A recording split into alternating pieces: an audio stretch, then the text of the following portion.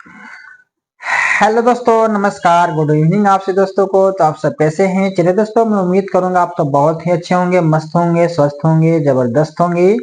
आज की इस वीडियो में दोस्तों क्या बात करने वाले हैं, आपको हमारी वीडियो का थंबनेल देखकर समझ में आ ही गया होगा। तो चलिए दोस्तों, देर न करते वीडियो में आगे बढ़ेंगे। आगे बढ़ने से पहले मैं आपको फिर से बता दूं कि आज की इस वीडियो में बताने वाला हूं दोस्तों सुगम विज्ञान क्लास 6 चैप्टर 15 का दोस्तों आपका है विद्युत तथा परिपथ के बारे में पढ़ना। आज मैं दोस्तों उसका जो है द्वितीय प्रश्न का क्वेश्चन आंसर आपको इस वीडियो में बताने वाला हूं। तो आप दोस्तों इस वीडियो में लास्ट तक के बने रहेंगे और सभी क्वेश्चन के आंसर को ध्यानपूर्वक से नोट करेंगे, ठीक है। बाकी दोस्तों आपको किसी भी चैप्टर का क्वेश्चन आंसर चाहिए, आप हमारे वीडियो के कॉमेंट में जाकर के कॉमेंट करें, मैं आपको उसका सोल्यूशन अगले दिन जो है देने की कोशिश करूंगा, ठीक है। तो चलिए दोस्तों आज के वीडियो में आगे बढ़ते हैं। हमारी वीडियो अच्छी लगेगी तो वीडियो को लाइक और हमारे चैनल पर नए होंगे तो चैनल को सब्सक्राइब और बेल नोटिफिकेशन को प्रेस कर लेंगे, ताकि मैं जो ही वीडियो बनाता हूं उसका नोटिफिकेशन आपको पहले मिलेंगे, ठीक है। तो चलिए दोस्तों देर न करते वीडियो करते हैं स्टार्ट। हाँ तो दोस्तों यहाँ पर आपका द्वितीय प्रश्न का पहला नंबर क्वेश्चन है कि एक विद्युत बल्ब की बनावट का वर्णन करना है, ठीक है। जो एक विद्युत बल्ब होता है वो किस प्रकार से बना है ना, उसके बारे में आपको क्या करना है, बताना है। तो चलिए दोस्तों मैं आपको बताता हूँ कि यहाँ पर दोस्तों आपका हो जाएगा कि एक विद्युत बल्ब की बनावट के वर्णन जो है इस प्रकार से है। विद्युत बल्ब की बाहरी आवरण दोस्तों कांच का बना होता है ना। किसका बना होता है? कांच का बना होता है और धातु है ना, और यह धातु की सतह से क्या होता है, चिपका होता है। और बल्ब के अंदर जो है टंगस्टन धातु का एक पतला तंतु होता है, ठीक है। टंगस्टन धातु का क्या होता है? एक पतला तंतु होता है, जिसे फिलामेंट या तंतु कहते हैं, ठीक है। यह तंतु दो मोटे तारों के बीच लगा होता है और इन मोटे तारों में से एक तार जो है बल्ब की सतह पर धातु को है ना, धातु के ढांचे से जुड़ा होता है और दूसरा मोटा तार जो है आधार केंद्र पर धातु के नोक से जुड़ा होता है, ठीक है। बल्ब के आधार पर धातु का ढांचा और धातु की नोक जो है बल्ब के दो टर्मिनल होते हैं और बल्ब के अंदर नाइट्रोजन गैस भरी होती है, ठीक है। जब परिपथ में विद्युत धारा प्रवाहित होती है तो फिलामेंट गर्म हो जाता है और गर्म होने के कारण प्रकाश का उत्सर्जन होता है, जिसे ताप दीप्त कहते हैं ना, ताप दीप्ति कहते हैं।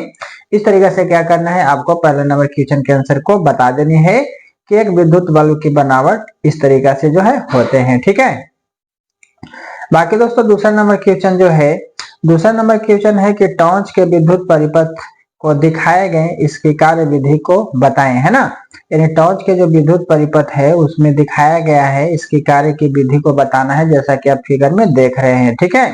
तो दोस्तों इसका आंसर बताना है कि टॉर्च के विद्युत परिपथ को दिखाया गया है, इसमें दो विद्युत सेल को इस प्रकार संपर्क में रखा गया है कि एक का धनात्मक सिरा दूसरे के ऋणात्मक सिरे के संपर्क में हो और ये दोनों सेल मिलकर के एक बैटरी बनाते हैं, ठीक है। और ये दोनों सेल एक प्लास्टिक या धातु के खोल के अंदर रखे रहते हैं। एक सेल यानी कि सेल 1 का ऋणात्मक सिरा धातु के एक स्प्रिंग को दबाता है तथा दूसरे सेल जो है सेल 2 का धनात्मक सिरा जो है बल्ब के है ना, बल्ब के आधार में लगे धातु के नोक को क्या करता है, स्पर्श करता है, ठीक है। जैसा कि दोस्तों आप चित्र 15.14 में देख रहे होंगे टॉर्च का जो विद्युत परिपथ किस तरीके से बताया गया है, ठीक है। तो चलिए इसके बारे में जानते हैं। इसमें दोस्तों धातु की 3 पट्टिकाएं होती है। जो ए होता है जो बल्ब की सतह पर लगे धातु के ढांचे के संपर्क में रहती है, ठीक है, फिगर में आप देखते जाएंगे। और बी जो धातु के स्प्रिंग से जुड़ी रहती है तथा सी जो है विद्युत स्विच का एक भाग है, ठीक है। पट्टिकाएं ए तथा बी जो है स्थिर रहती है, परंतु पट्टिका सी को जो है दबाकर आगे पीछे किया जा सकता है, ठीक है। जब स्विच को दबाया जाता है तब पट्टिकाएं ए और बी जो है पट्टिकाएं सी को क्या करती है, स्पर्श करती है, जिससे टॉर्च का विद्युत परिपथ पूरा हो जाता है। ऐसी स्थिति में परिपथ में विद्युत धारा धातु की पट्टिकाएं यानी कि बल्ब, बैटरी तथा स्प्रिंग से होकर प्रवाहित होने लगती है तथा बल्ब जो है जलने लगती है, ठीक है। तो इस तरीके से दोस्तों आपको क्या करना है, सेकंड नंबर क्वेश्चन के आंसर को बता देनी है, ठीक है। बाकी दोस्तों यहाँ पर आपका 3 नंबर क्वेश्चन आता है कि विद्युत चालक तथा विद्युत रोधक पदार्थ क्या है। कोई पदार्थ चालक है अथवा विद्युत रोधक, इसकी जांच आप कैसे करेंगे। तो चलिए दोस्तों इसका आंसर जानेंगे कि जिन पदार्थों से होकर विद्युत धारा आसानी से गुजरती है उन्हें विद्युत चालक कहेंगे, है ना। वही जिन पदार्थों से होकर विद्युत धारा नहीं गुजरती है उन्हें विद्युत रोधी कहते हैं, यानी कि विद्युत का कुचालक कहते हैं। ठीक है, बाकी दोस्तों यहाँ पर मैंने बताया है कि विद्युत चालक पदार्थों के उदाहरण में तांबा हो गया, लोहा हो गया, चांदी हो गया, एल्युमिनियम, जास्ता, सोना आदि, ये सभी का सभी क्या है दोस्तों, विद्युत का सुचालक है। ठीक है, और यहाँ पर मैंने लिखा है विद्युत रोधी पदार्थ का उदाहरण, जैसे लकड़ी हो गया, रबड़ हो गया, प्लास्टिक हो गया, कांच हो गया, कागज हो गया, बैकेलाइट हो गया, चीनी मिट्टी, थर्माकोल, सूखी लकड़ी आदि, ये सभी का सभी दोस्तों क्या है, तो विद्युत का कुचालक है, विद्युत रोधी है। ठीक है, इस तरीका से क्या करनी है, आपको लिख लेनी है। बाकी मैंने यहाँ पे बताया है कि कोई पदार्थ चालक है अथवा विद्युत रोधक, इसकी जांच हम इस प्रकार करेंगे। किसी पदार्थ की विद्युत चालकता या विद्युत रोधकता की जांच करने के लिए यह देखा जा सकता है कि उसमें से विद्युत धारा आसानी से गुजरती है या नहीं। ठीक है, अगर पदार्थ से विद्युत धारा गुजरती है तो वह विद्युत चालक है, अगर पदार्थ से विद्युत धारा नहीं गुजरती है तो वह विद्युत रोधी है, यानी विद्युत का कुचालक है। इसी तरीका से क्या करेंगे दोस्तों, जांच कर लेंगे। ठीक है, बाकी नेक्स्ट नंबर क्वेश्चन आता है आपका 4 नंबर क्वेश्चन, विद्युत स्विच का उपयोग हम विद्युत परिपथ में क्यों करते हैं? कुछ विद्युत साधनों का जो है नाम बताएं जिनमें स्विच उनके अंदर ही बना होता है। ठीक है, तो दोस्तों चलिए जानते हैं इसका आंसर क्या होगा। विद्युत परिपथ में जो है स्विच का इस्तेमाल करने का मकसद विद्युत उपकरणों को चालू या बंद करना होता है ना। उसको क्या करते हैं, बंद करते हैं, चालू करते हैं। विद्युत परिपथ में स्विच का इस्तेमाल करने के कई फायदे हैं। क्या फायदे हैं दोस्तों, तो चलिए देखते हैं। स्विच की मदद से बिजली की प्रवाह को नियंत्रित किया जा सकता है ना, रोका जा सकता है। स्विच की मदद से परिपथ को खोला या बंद किया जा सकता है ना। स्विच की मदद से करंट जो है प्रवाह को रोक दिया जा सकता है। स्विच की मदद से विद्युत उपकरणों का सुरक्षित और कुशल इस्तेमाल किया जा सकता है। ठीक है, स्विच की मदद से आसानी से उपकरणों को चालू और बंद किया जा सकता है। ठीक है, स्विच की मदद से दोस्तों खुला या बंद परिपथ बनाया जा सकता है। स्विच की मदद से सुरक्षा बढ़ाई जा सकती है। ठीक है, तो इस तरीके से दोस्तों बहुत सारे पॉइंट आपका जो है यहाँ पर मैंने नोट किया हूँ। ठीक है, तो इस तरीके से आपको आंसर लिख लेनी है। बाकी दोस्तों आपका नेक्स्ट आता है 5 नंबर क्वेश्चन। 5 नंबर क्वेश्चन है कि बताएं कि चित्र 15.17 में दिखाए गए विद्युत परिपथ में लगा बल्ब क्यों दीप्तमान नहीं होता है। ठीक है, ये जो आपको फिगर दिख रहा होगा इसमें बोल रहा है कि बल्ब जो है क्यों दीप्तमान नहीं हो रही है। ठीक है, तो दोस्तों बताना है कि बताए गए चित्र में विद्युत परिपथ में लगा बल्ब इसलिए दीप्तिमान नहीं होता क्योंकि विद्युत धारा प्रवाहित होने के लिए बंद परिपथ की जरूरत होती है। ठीक है, अगर परिपथ में कोई टूट फूट या खुला स्थान हो तो भी बल्ब नहीं जलेगा।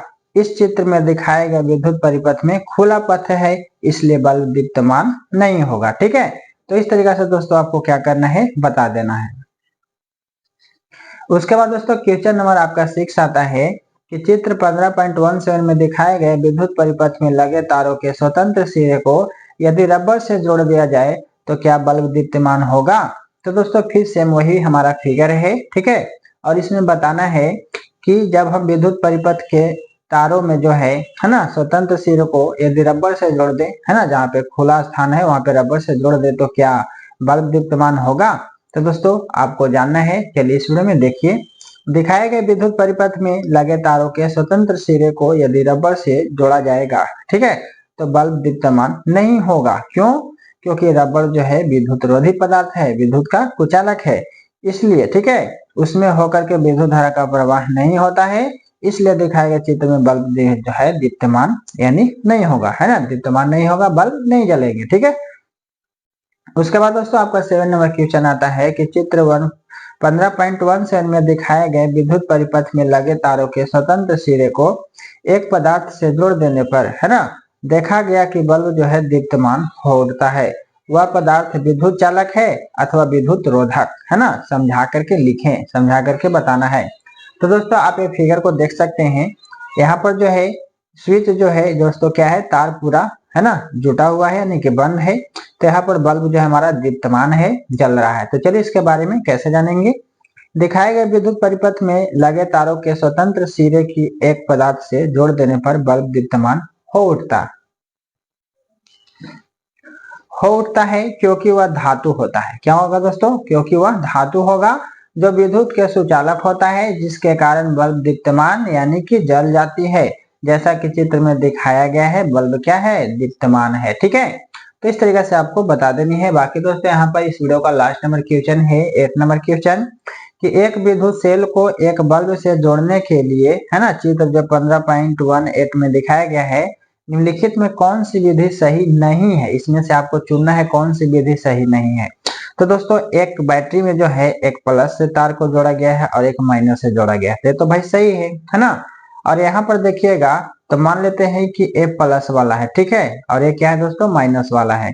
तो दोनों तार को जो है प्लस में ही जोड़ करके बल्ब को जलाया जा रहा है, तो क्या ये सही है? नहीं, ये दोस्तों क्या है? गलत है। ठीक है, यहाँ पर देखिए एक प्लस वाला और एक माइनस वाला तार को जो है एक इधर से ले गया गया है, एक इधर से ले गया गया है, तो ये बल्ब हमारा जलेगा। ठीक है, यानी कि दोस्तों ये दोनों के दोनों विधि क्या है? हमारा सही है। लेकिन यहाँ पर जो दूसरी विधि है एक गलत है ना। यानी बल्ब से जोड़ने के लिए क्या चाहिए हमको? एक प्लस और एक माइनस का तार होना चाहिए। ठीक है, यहाँ पर दोस्तों आपका दूसरा जो है गलत हो जाएगा, क्योंकि दोस्तों प्लस वाले ही दोनों के दोनों तार जो है प्लस वाले में ही जोड़ दिया गया है, जिसके कारण दोस्तों ये क्या हो गया है? विधि जो है गलत हो गया है। ठीक है, इसलिए 1 नंबर का जो है दूसरा नंबर आपका क्या हो जाएगा?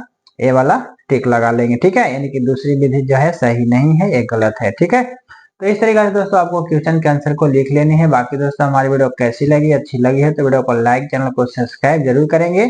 बाकी मिलेंगे दोस्तों नेक्स्ट वीडियो में। Best of luck, so thank you, all the best. जय हिंद, जय भारत।